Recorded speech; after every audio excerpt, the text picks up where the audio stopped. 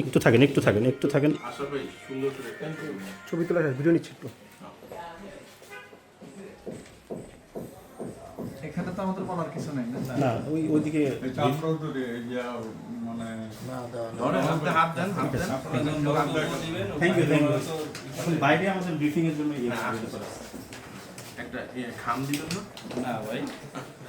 স্যারের কাছে আমি নিয়ে যাই। হ্যাঁ আসেন, নিয়ে আসেন। না কথা বললেই আসছে। বিসমিল্লাহির রহমানির রহিম। আমি কামাল হোসেন খান, আহ্বায়ক পল্লবী থানা বিএনপি। আমি ঢাকা 16 আসনের জনাব আমিনুল হকের পক্ষ থেকে আজকে মনোনয়নপত্র সংগ্রহ করলাম।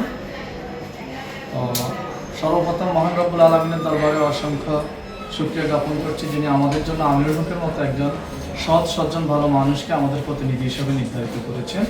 পাশাপাশি কৃতজ্ঞতা প্রকাশ করছি দেশনেত্রী বেগম খালেদা জিয়া এবং তারুণ্যের অহংকার আগামী রাষ্ট্রনায়ক বিএনপির অ্যাক্টিং চেয়ারম্যান জনাব তারেক রহমানের প্রতি।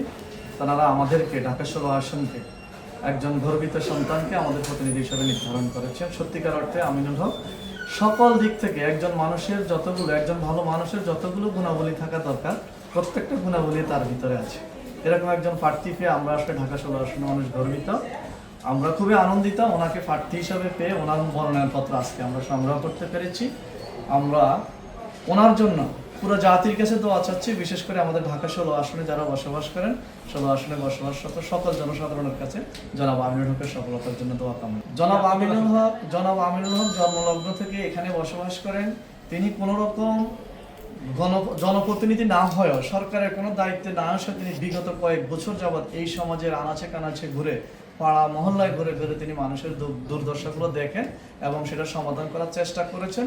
বহুলাংশে তিনি মানুষের এই সমাধানগুলোর তিনি চেষ্টা করেছেন। গরিব মেয়েদের বিয়ে দেওয়া, যে সমস্ত অসহায় ছেলেমেয়েরা পড়ালেখা করতে পারে না, আর্থিক সুবিধাতে তাদেরকে সে আর্থিক সুবিধা দেওয়া, মানুষের ঘর তৈরি করে দেওয়া, যেখানে পানির সমস্যা নলকূপ স্থাপন করা, এগুলা তিনি কোনো রকম জনপ্রতিনিধি না হয়েও করেছেন। আপনারা খোঁজ নিয়ে দেখতে পারেন।